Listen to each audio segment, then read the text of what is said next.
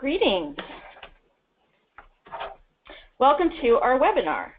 There are a lot of people who signed up for this today, so we decided not to turn on the microphones, but please use the question box to talk to us, and we'll have a question and answer session at the end.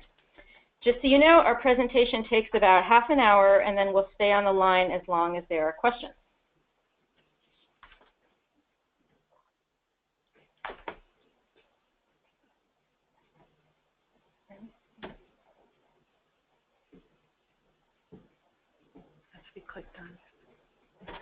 This is who we are. Hello, I'm Chris Perry, and I'm the Public Education Manager at the California Coastal Commission. And I'm Sylvie Lee, and I coordinate our grants program.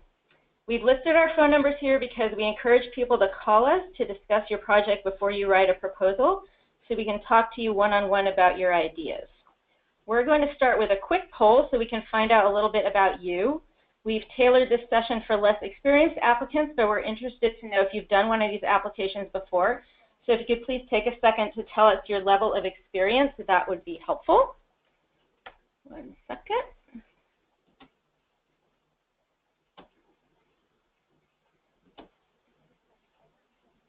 Here we go.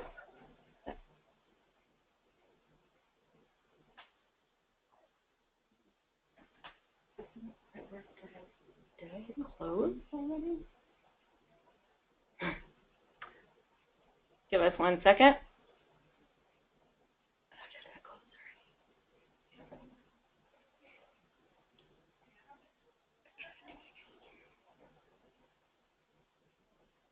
During practice. Sorry about that, folks. It worked during practice, and now it's not. So I think we didn't pull that off, so I apologize about that, but we're just going to continue and not take up more of your time.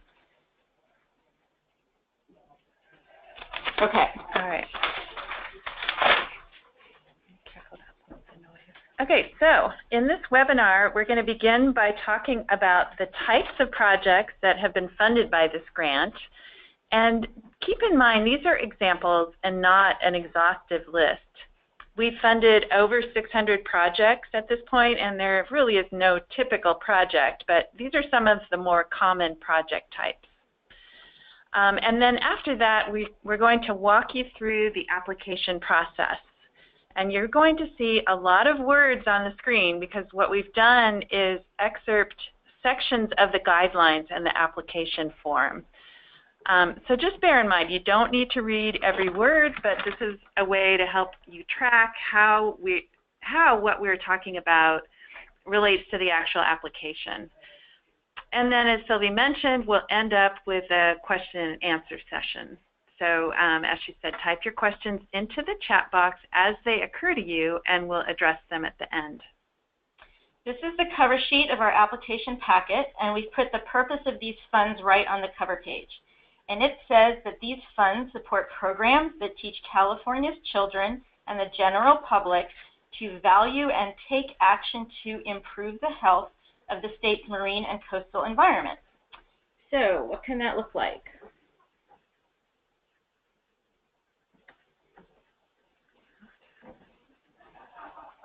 We fund a lot of different kinds of projects targeting either the general public or targeting youth, including hands-on marine science lessons and activities, and a lot of experiential learning in the field.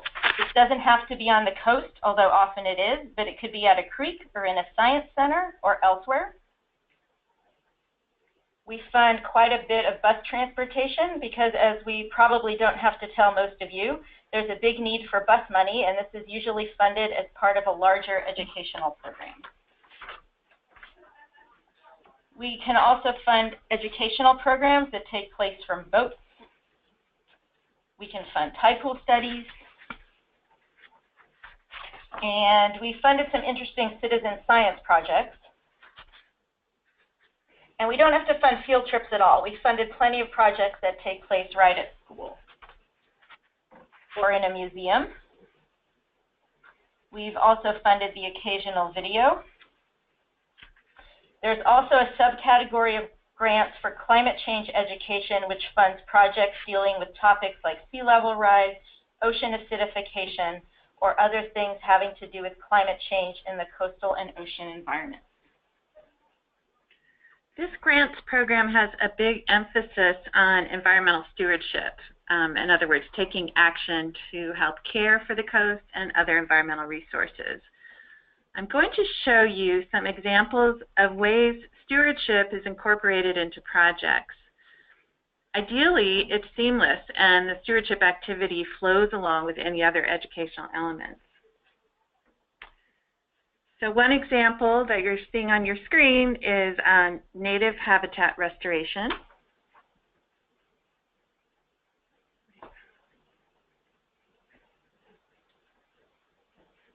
What's going on? Here's another example, pollution prevention messaging through storm drain art. In this example, signs to protect snowy plovers on this beach in San Diego were designed by school kids. Another example is a shoreline cleanup. And mentioning shoreline cleanups brings me to our Adopt a Beach funding category. This is in addition to the broad categories of youth programs and programs for the general public. And the purpose is to encourage education and innovation for cleanup coordinators who could be Adopt a Beach managers or Coastal Cleanup Day coordinators. This category doesn't apply to most applicants, but we do offer funding for this purpose. People often ask if their project has to be on the coast. It does not have to be on the coast. We funded projects in Santa Ana and San Bernardino and Chico and plenty of other inland places, but it should still include education about the coast and ocean and how you are connected with that coast and ocean environment wherever you may be. So, for example, if you're teaching about watersheds and where people may be in their watershed, include the downstream end too so you can cover the whole length of it. Or if you're doing a project on an inland waterway, there's content you could incorporate like tides or salinity or estuaries if those are relevant to where you are. It's also common for inland projects to include education about migrating species like salmon. An example of a stewardship angle for an inland project would be incorporating how actions taking place inland affect the coast and ocean. Moving on from what this program funds, we're going to talk a little bit about who we're trying to reach. Sometimes projects reach large numbers of people in the general public, and that's one of our funding categories. Otherwise, we're trying to reach people, both youth and adults, who are underserved in terms of accessing marine education and coastal opportunities. So who are the people who don't often have access to marine education and stewardship programs? They could be low-income populations, multicultural or English language learning communities, or people in inland or rural areas too. This slide is a note to keep in mind that state law prohibits these grant funds for being used for single gender groups or for projects that only invite one ethnicity. Now we're going to walk you through our scoring system. The first criteria is the project's educational component. These grants are really for educating about the marine and coastal environments as well as for improving those habitats. The stronger the educational experience will be, the more points your proposal will receive. One way to think about the educational component is what are the participants going to learn and experience, and what do you hope they will come away from the project with? In other words, we're using the term education broadly to encompass knowledge, but also experiences in the cultivation of a stewardship ethic.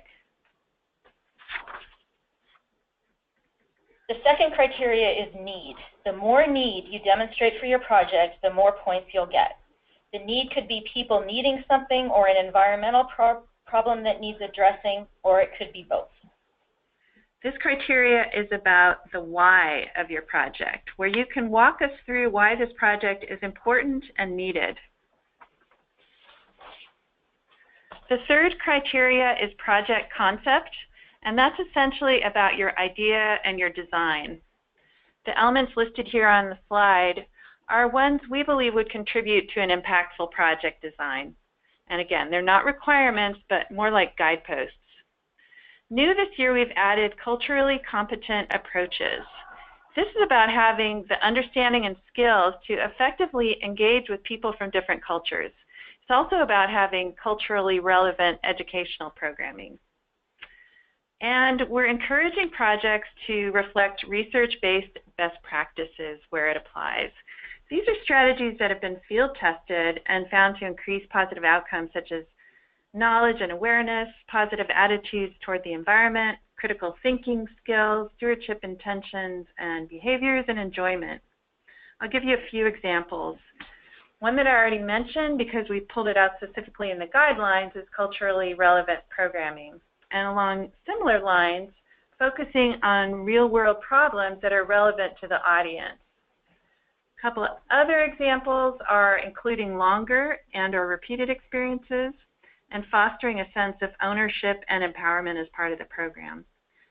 There's a link in the guidelines and on our website to a document that summarizes some of what's been discovered with regard to research-based best practices and lists several resources where you can learn more. The caveat is that because this grant program funds a wide range of project types, the practices addressed in the document will not all apply, but we encourage you to look into it. The last thing I'll note from this slide is that we take into consideration the potential the project has for continuing after the grant ends and building organizational capacity, as well as the degree of impact relative to cost, or as we sometimes refer to it, the bang for the buck. And this next slide, which is also part of project concept but is for extra credit, speaks to how a project would have benefits beyond the organization and its programs to assist other organizations or help the field or build meaningful collaborations. The reason this is extra credit is it isn't required at all, but this is a way to recognize the value of doing that. And finally, the fourth criteria is proposal content and project implementation. We're looking for well-developed ideas where you've already figured out a lot of the details and a good evaluation plan and a good budget. I encourage you to think about this from the point of view of the reader. How well does the write-up paint a thorough and vivid picture of what you want to do? Are there areas that are vague and could leave the reader with questions? You may want to have someone unfamiliar with the project read through it and see if it makes sense to them. Continuing this section, it also covers how likely it seems that the project will succeed and turn out well, and whether all the needed pieces are in place. So when you're putting together your application, the first thing that goes on top is the summary form. I'm not going to go through every line, but we did want to highlight some of them. The applicant organization is the organization name you would want written on a check if you were to get a grant. If you have a fiscal sponsor, you can write the fiscal sponsor's name and a slash and then the project name. The contact person to list is whoever wants to be notified whether or not the proposal will be funded. Sometimes people call me months later and they say, I never heard about the grant proposal, and I look it up and I say, oh, that's because you didn't list yourself as a contact person. So whoever wants to hear about it, that's who should be listed. For the project title, you can make up whatever name you want, but you don't have to repeat the name of the organization in the title of the project. Also, we give our commissioners a report of every grant application that came in, and in the format of the report, I was looking at it, and there's room for about 7 words for the title. So if your title is longer than about 7 words, we may end up shortening it for you. The brief project summary is an important part of this cover sheet, and it doesn't really include the why or the how, but it's really just about the what and maybe the who. So we included a few real-life examples for you. This one is very short. It's just 1 sentence, and that's shorter than most, but it does the job, and it was successfully funded. This one is only 2 sentences and just very succinctly sums up the essence. And this one is a little bit longer with some more details, but it fit in the space and summarizes what will happen during the project.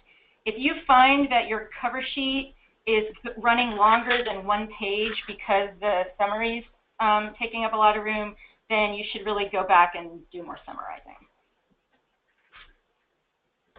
For the requested amount, keep in mind that there are 2 funding levels for this grant. The small grants are $12,000 or less, and the large grants are from $12,001 to $50,000. Small grants won't be that helpful for every project, but if you decide your project can afford to ask for $12,000 or less, that may increase your chances somewhat because we have to fund a minimum of 25% of the budget on the smaller grants. So the bar doesn't end up being quite as high in that category, and it's usually a little bit easier to get a small grant. On the other hand, if you want to ask for a larger grant, and a lot of people do, also keep in mind that even though we say the maximum is $50,000, in reality, $50,000 grants are actually pretty rare. So just remember that if you're going to ask for a pretty large grant, like in the $40,000 to $50,000 range, keep in mind that the bar will be higher the more you ask for, so be prepared to make a strong case for the project. And the last point about this cover sheet is we don't care who signs it, so whoever really wrote it is welcome to take pride and put your name down. It doesn't necessarily have to be the executive director or someone like that. Then after the cover sheet comes the body of your proposal. You'll start by writing a little bit of background. Focus on how your idea of the project got to this stage. Have you gotten funding for it before? If it's an ongoing project, this is the place to talk about past results. Don't worry about discussing everything you want to do next. All that will come later. Next comes the biggest part of the proposal, the project description, which is 6 sections. The first section doesn't have to be long. It's the goals and objectives, which are a summary of what you hope to accomplish without all the details yet. And at the end of your project, you'll be assessing how well the objectives were met. Taken together, the objectives should achieve the goals. Ideally, the objectives are measurable indicators of success. So here are a few real-life examples of what a list of goals and objectives can look like. This project listed several goals, which you see here. And those were followed by a few measurable objectives that specifically list how the overarching goals will be met.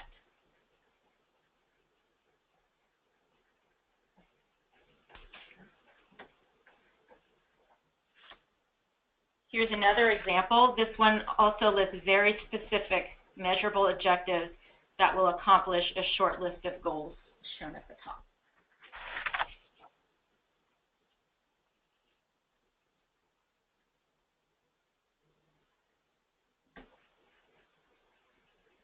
And here's maybe the most textbook way of doing this, where each goal has its own corresponding objectives listed out.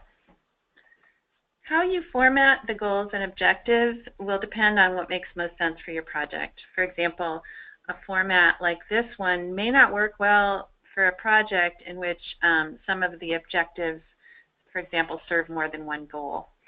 The main point here is to go for clarity and precision in laying out your goals and objectives, which will keep the project on track and will simplify the evaluation process.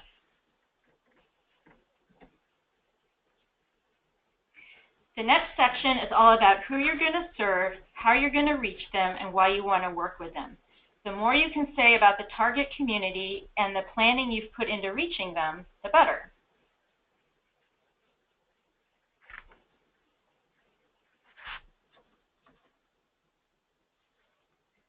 Part C, the project details, is really the heart of your whole proposal. It should be where you elaborate on your objectives and put the longest, most detailed description of what you want to do and how you're going to do it. This is also where you can put details about educational content and describe what participants will be learning and doing.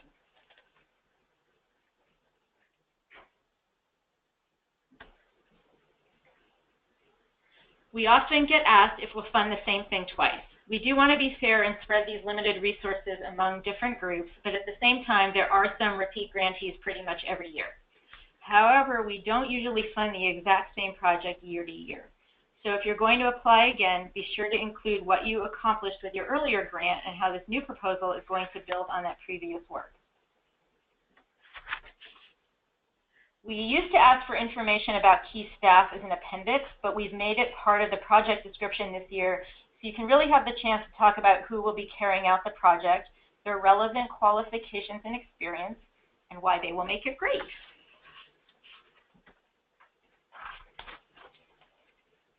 Next is the statement of need for the project. This is the section where I usually say, I wish I had a nickel every time someone mentioned Richard Louv. And it's totally fine to talk about Richard Louv and nature deficit disorder if you want to. But this is the section where you talk about why this project is important and what needs it is filling. If possible, you can talk about how this project is filling an even more specific need about your particular audience or your particular community or the particular environment you want to work in. I have a few examples for you of statements of need that get down to the more particulars. These are excerpts of much longer descriptions from the projects which were funded by Whaletail grants. This project by Ventana Wilderness Society in Big Sur includes visitor education as well as cleanups of micro-trash at highway pullouts. The statement of need relates the project to California condor preservation.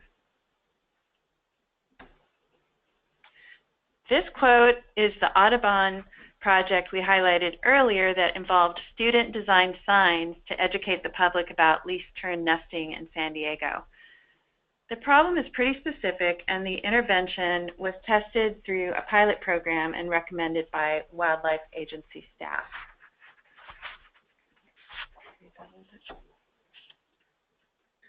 A project we funded by Outdoor Outreach in San Diego serves teens from low-income, park-poor communities who face multiple barriers to getting outdoors. The application describes these barriers, which were identified by a survey that they did, and makes a connection between getting these students outside and the future of the coast. And here's the quote, "A healthy and inclusive California coastline in the future is dependent on engaging diverse youth in coastal conservation." So these are some examples of identified needs that drove projects. However, we do recognize that there are important, broad societal needs that drive projects, and you may not have anything more specific than that, and that's okay too. Whereas the prior slide talks about the need for the project, this slide goes to a different kind of need, the need for this funding in order to make the project happen. Here is also where you can describe any longer-term funding plan for the project. To the extent the project is intended to continue beyond the term of the grant, what happens when this funding is spent? And that's the end of the 3 to 6 page project description.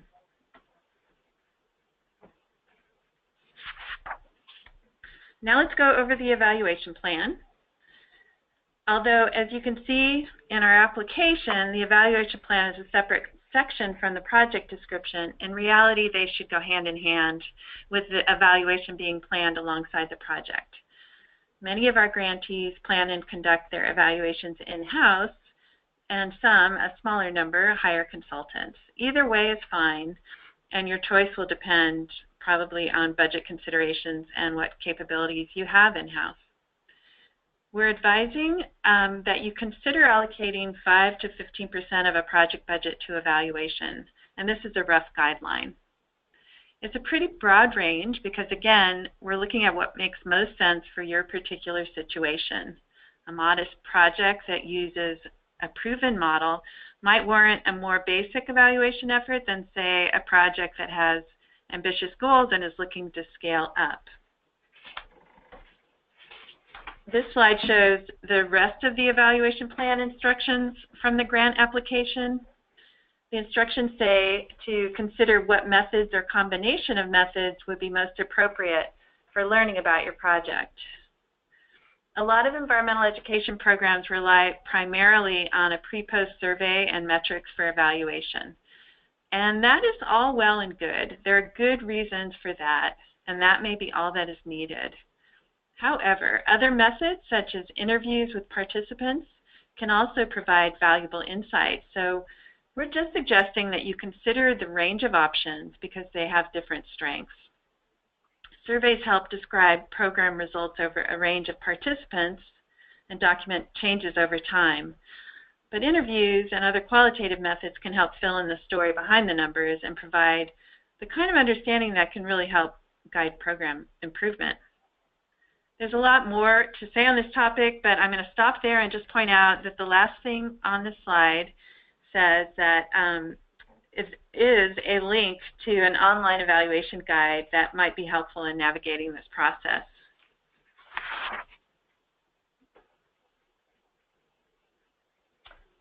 Okay, so next comes the section on permits. Most projects won't require a permit, but in case yours does, then here's the place to list them. The most common one we see is probably a collection permit if you want to have a touch tank, for example, or you can mention if you have permission from a landowner to do restoration on property, but the permit section probably actually won't apply to most of your projects. The next part of the application is the task list and timeline, which is evidence of a solid, well-thought-out plan. Keep in mind that the earliest the timeline can start is March of 2018 after the funding becomes available, and some tasks will need to start by June of 2018, which is the end of the fiscal year. Sometimes people wonder if a grant should last 1 year, and that's really up to you. If you have a very finite project that will be done by the end of summer, then your timeline will be just a few months. Often the timeline is a year or until the end of the next school year or even longer. The latest your project could end if you need this long is April of 2020. And it's up to you what you want the task list and timeline to look like. It can be a simple bullet list like this, or a table like this,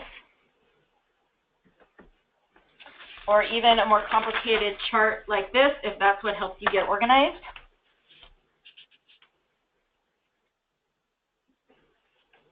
And next we come to the budget. I think of a budget and the narrative that goes with it as like a snapshot. If a picture is worth 1,000 words, you've now written your 1,000 words, and here's the picture that goes along with it.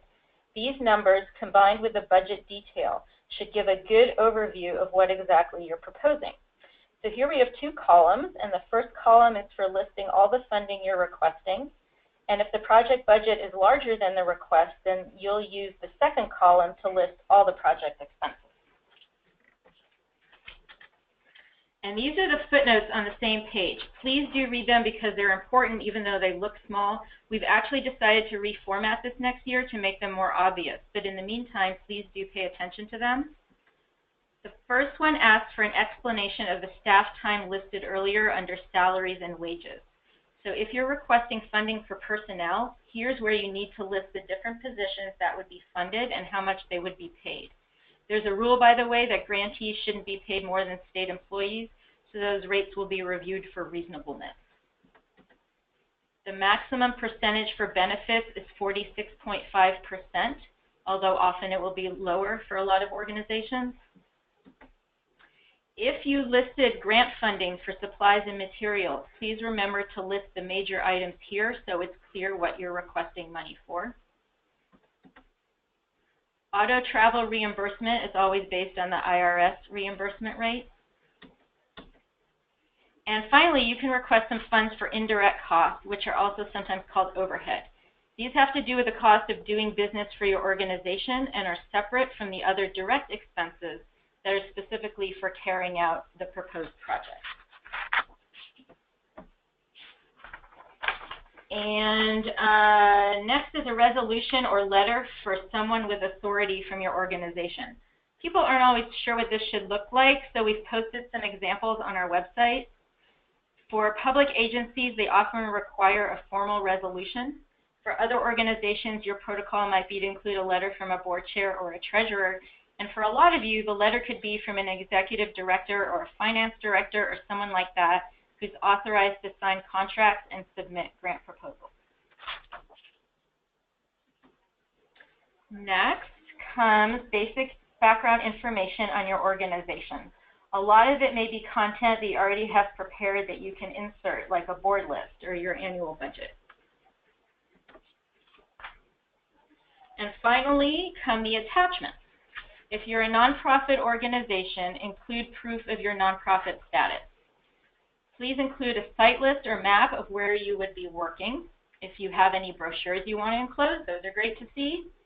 And any other supporting materials are optional. For example, letters of support are helpful if they come from project partners. If you have project partners, like if you want to go into a neighboring elementary school, you can get a letter from them. It's not required, but it's helpful to know if they're already on board. And that's it. Don't forget the postmark deadline of Monday, November 6th. Yes, we are old school. Yes, you really do need to mail 2 hard copies. And yes, we really do mean it when we list the deadline. And then if you are wondering about the timing, here's the schedule. The deadline, like I said, is November 6th. Then the applications get reviewed from November through January. And in late January, the funding decisions get made, and everyone will hear one way or the other by early February. Then if your proposal is selected for funding, the coastal commissioners need to vote on that, and that happens the second week of February, and grant agreements get executed between March and June. And now there's time to ask questions. You can call us later to talk about your individual cases, but go ahead and use the question box if you want to ask about something in our presentation, or if you had another question about something we haven't covered. And I will now go to the question box.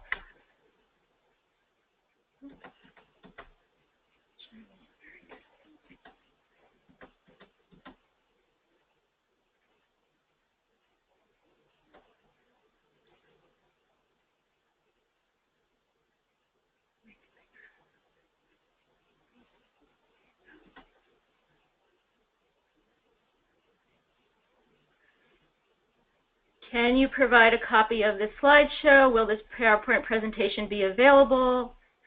Yes, we're recording this right now, and when we're done, we're going to post it on the grants website, and then you can have a copy of it that way. Can you please review the requirements for the board resolution? Sure. The requirements depend on the type of organization that you are, and so different kinds of organizations have different requirements. So public agencies especially often need to go to their board of supervisors or something like that and get a formal whereas, therefore kind of resolution. If that's not you, you can get a letter from your director or a board treasurer or someone like that. And we do have samples on our website, and I believe I also attach it as a handout to this presentation that can show you different templates that you can just adapt the one that fits your needs best. But it's often just a letter from, say, the executive director saying, so-and-so has permission to submit this grant proposal, and yes, our organization can enter into a contract with the Coastal Commission if we receive a grant. And so again, I encourage you to look at the samples that we posted. Now we're going to explore some more questions.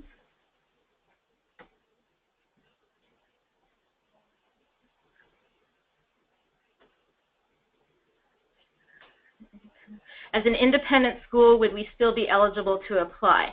Yes, schools are eligible to apply. If you're a private school, then you probably have a nonprofit status, and so that's fine.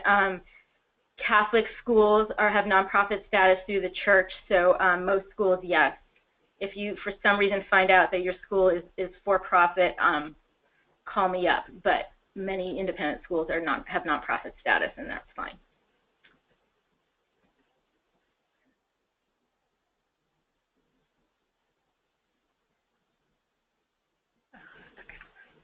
Do you want to read that? Okay. So here's a question. If applying for a small grant to support transportation for programs already in place, should the bulk of our application describe the programs themselves, i.e., should the evaluation plan focus on the programs that transportation is funding, or an evaluation of the transportation itself? So the answer to that is the programs. You should look at it as a holistic program for which you are seeking partial funding, and the rest of the program costs can be reflected in the total budget. and so there would just be a line item for transportation in the grants budget, but we're looking at the whole program, so everything should focus on that. Mm-hmm. Will these slides be available after the webinar? Yes, with the recording. We will post it to our website. Does a public school provide a resolution?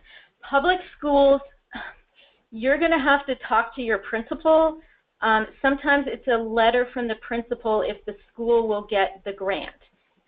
Sometimes it's a letter from the superintendent if all the money needs to go through the district.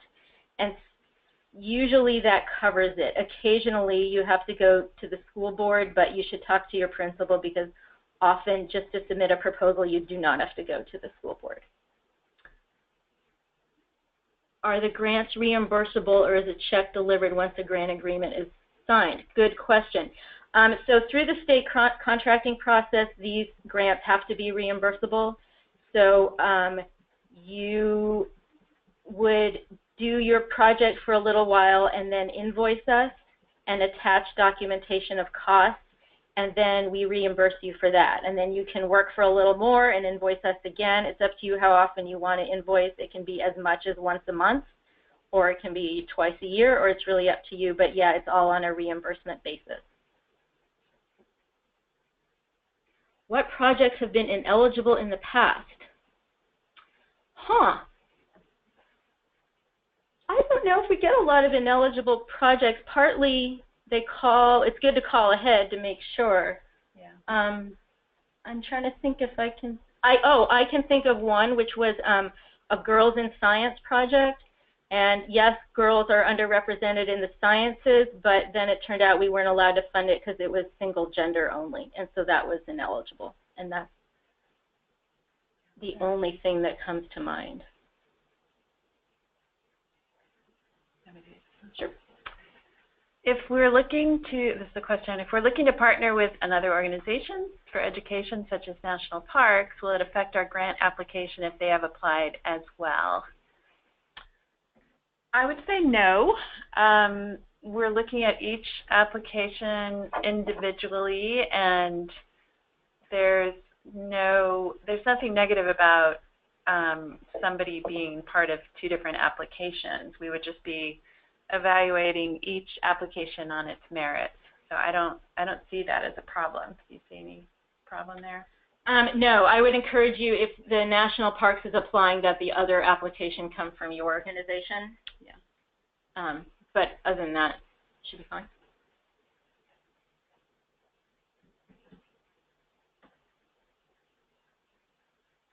Hello, the application mentions no advocacy work. Being from an environmental justice organization, a lot of our work revolves around advocacy and outreach. Good question. Can you expand on what you mean regarding advocacy?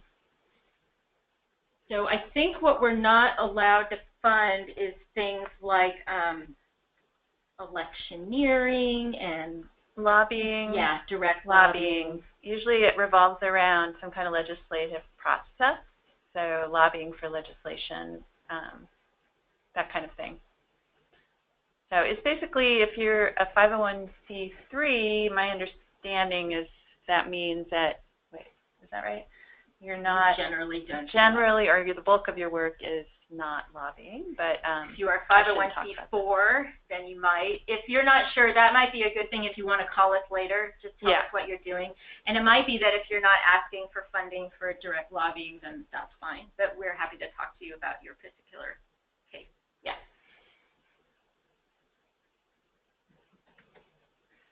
The proposed project on which I'm working is designed to last 2 years at a minimum. Is it okay to request funding for 2 years at a time? Yes, it is okay to ask for 2 years at a time. Our funding would expire after that if we go from spring of 2018 to spring of 2020. But if you have other money coming in that would be used later or during, then yes, it's okay. I'll do this one. Have you ever funded a project working with homeless populations? We have many encampments along the ocean, leaving a lot of waste. We have not, in my knowledge, to my knowledge, funded a project working with homeless populations. However, that is not at all to say that we wouldn't. And again, it just goes to if it's a good project. Are individual teachers allowed to apply? Our grant funds aren't allowed to go to individuals, so the money would have to go to your school or your district. We're not allowed to write checks to a person. So you would need to get buy-in from your principal, from your school. But the project could be an individual, led by an individual teacher who is doing some program with their class or something like that. Yeah. Can you give some examples of equipment that could be purchased with grant funds? Aquariums, scientific equipment, lab equipment, digital monitors, digital microscopes, classroom supplies, cameras, video equipment for those kinds of projects. Pretty much anything under $5,000. Once you hit a single purchase order for $5,000, we run into complicated procurement rules. If you want something for more than $5,000, call me. Actually, there's a way to do that too. You would just have to get 3 quotes. But a lot of equipment is eligible. Will you also provide a complete list of questions and answers, including these? We can save the questions, but I'm honestly not sure if we're saving. Oh, and the answers will be on the recording. So yeah, if you listen to the recording, they'll all be there. Is a public university eligible? Yes.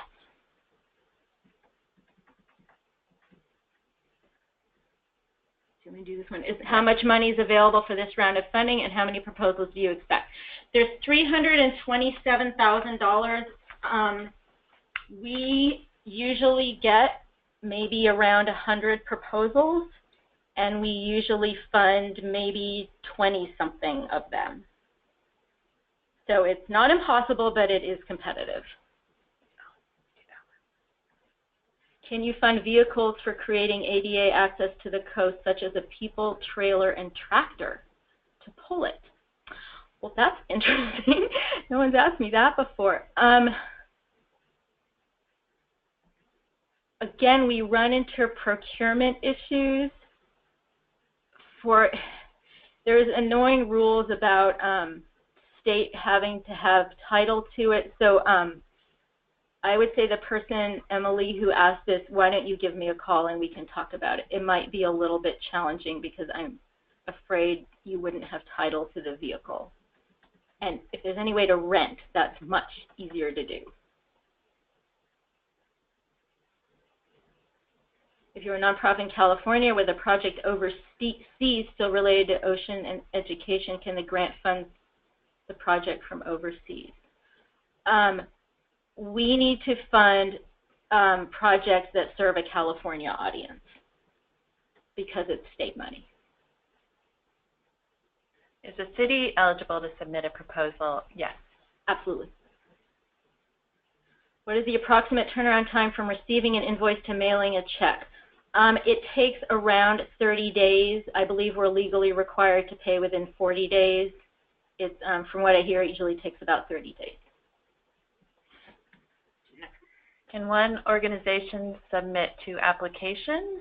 The answer is yes.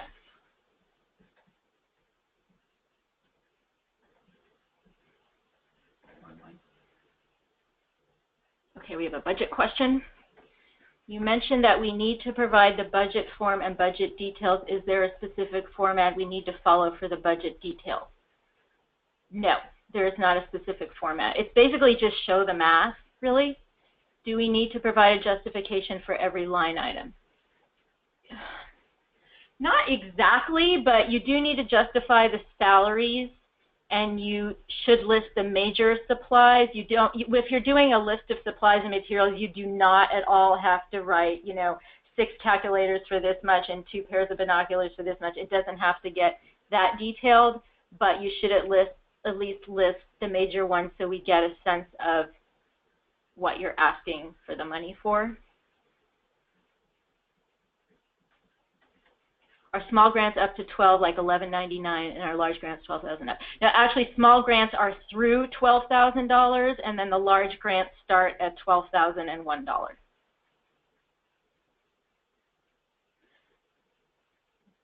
Say that. Is there a minimum number of people that an education program should benefit per cycle? We don't have a minimum number. I mentioned one of the criteria is kind of bang for the buck, the impact versus cost. And so we are looking at if you have a very expensive proposal that only benefits a very small number of people, that might not rate super well on that criteria. But you know, it really gets down to the details of the project. So that might be another one to give us a call about.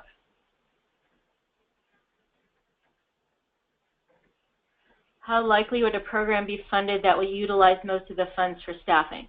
That's completely fine. That's completely fine. That happens a lot, actually. That's what people need money for. I work for an organization that does direct environmental service, caring for injured wildlife, as well as educational research, training, and outreach. It seems the educational portions of our work are most aligned with the guidelines, but I'm wondering if the direct animal care portions would be competitive allowed. I would say you're right, and the educational work is the part that's most aligned with our guidelines. Right. I would say that the direct animal care portion, it would, sometimes you can fund that kind of work if there's a way it ties into the educational part of the project. So I don't know if there are volunteers involved or that kind of thing, but yeah, that's a little, again, this is one where it may be good to know more details. Can cities apply for funding? Yes. Would the budget details count toward a page count limit? Oh, not at all. Not at all. The page count limit stops before evaluation, and everything else you can take as long as you want. Do projects have to have salaries? Not at all. You can ask for what you need money for. We've had proposals, the only thing they want is bus money. Can funds be used for program-related insurance? Unfortunately, no. And that's a good question. We didn't talk about, we talked about what we can fund. We didn't talk about what we can't fund. We are not allowed to use this grant money for insurance. Also, food. We're not allowed to fund food unless it's on overnight travel. And also cash gifts or prizes. So I'm sorry, no insurance. We can fund the rental car, but not the insurance line item on your rental contract. Is the proposal due on the 6th or postmarked on the 6th? Postmarked on the 6th, which brings me to a point. You don't have to pay a lot of money to express mail it over here because it doesn't actually matter when it reaches us, just as long as it has that postmark on the envelope. Is professional development for 3rd to 5th grade teachers allowed? Yes, including field studies training and new NGSS standards. All of that sounds good. Mm-hmm. Do you ever fund curriculum development? Yes. If two organizations are looking to partner on one project, is it acceptable for them to both apply for the same project? Good question. Two organizations are looking to partner on one project. It's acceptable for them to both apply for the same project. I don't think that's ever come up. I'm not sure if I'm understanding the question right. Is the question, would two organizations turn in the same application? Like have the same application? Like share a proposal? Well, no, I think I understand the question, and I think the answer is it is acceptable. It might be better if you teamed up on one proposal and had one kind of lead applicant, just in terms of they would be competing against each other, and it would just be a little odd. And it'd be twice as much work. And twice as much work. So I guess I would encourage you to team up on one application if possible. And figure out who the lead organization is, because at the end of the day, a check could only get cut to an organization. And I would like to go back a second to the question, do you ever fund curriculum development? Yes, we do. but we also have found that there's a lot of curricula out there already that's good to adapt. So if you are interested in curriculum development, definitely try to do your research and see what's already out there before you're proposing a brand, and talk to us before you propose a brand new curriculum. Are these handouts available on your site, or should I download them during the webinar? They're going to be on the recording will be on the site. The recording will be on our website, but I don't know. What about, we could post the PowerPoint too. Yeah, I guess we could. We could. We will do that. How competitive are professional trainings, i.e. trainings to help other environmental professionals do their job better versus general public education? We've definitely funded trainings, I would say. It's hard to say how competitive they are relative to other projects, because so much of it is about the details of what's being proposed. So this one might be another one to give us a call about.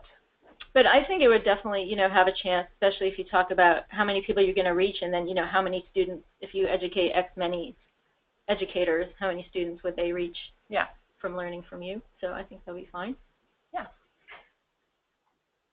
How likely would an organization producing a festival aimed at environmental education be to receive funding? Hard to answer the question, how likely. We have occasionally funded festivals, and I think the key to it is talking about maybe if it's especially maybe in an underserved community, or if there's really a good amount of education that's going along at the festival, that's better. I mean, I think it's kind of, you have to balance the fund to education ratio, but I think it does have potential of aimed at, increasing stewardship practices, or call us. We'll talk about it. Can a nonprofit partner with a not yet nonprofit organization? Yes, but the nonprofit partner would have to be the lead applicant on the application. Yes. Can you fund shirts for the children that will participate in the project? Yes, we fund t-shirts. Do you consider a request specifically for Spanish-speaking audience fall within the guidelines? Yes, definitely. That would constitute an underserved population.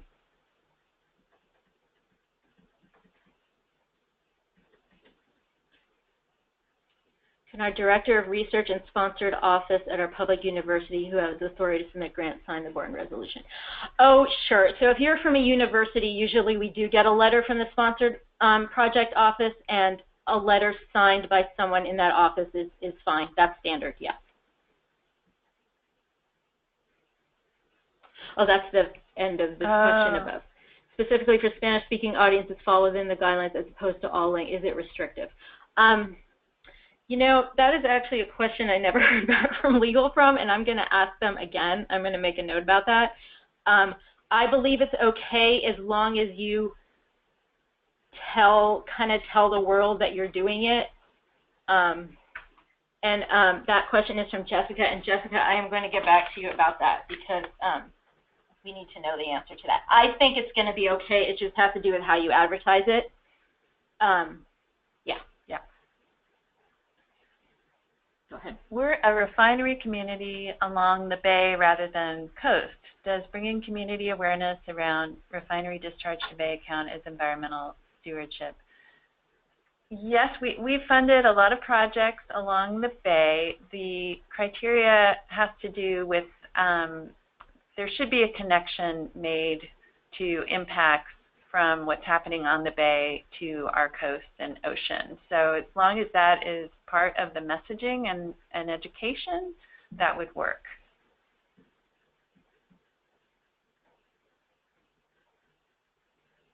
Is there a Word version of the application summary available? Yes, there are 2 application packets on our website, and one you download in Word and one you download in PDF. So it looks to me when I get it that a lot of people like to download the Word version and then go to the project summary page so you can fill it in right there. Yes. Anything else? That was just about an hour. If not, then you have our contact information. And thank you for joining us. We didn't give emails. You can go to our website, which is it's coast4u.org, O-R-G, and you'll find contact information there. Oh, and actually the application packet has our email. And the application. So if you've got it, then yeah, you'll have it. Yeah. Thank you very much for listening. Bye-bye.